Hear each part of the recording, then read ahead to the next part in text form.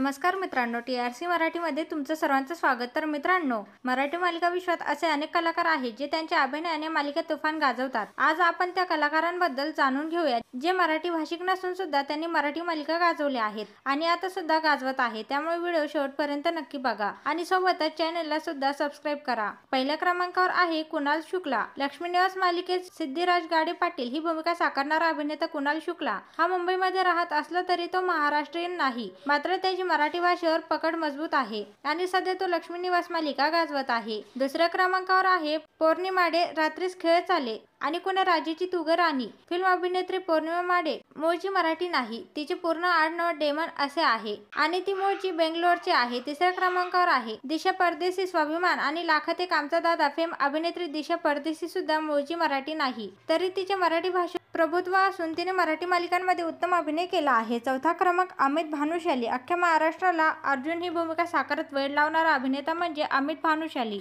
अमित मूळचा गुजराती आहे, मात्र त्याचे बालपण आणि शिक्षण मुंबईत झाले असून तो उत्तम मराठी बोलतो। त्यांनी बऱ्याच मराठी मालिका आणि सिनेमांमध्ये अभिनय केला आहे।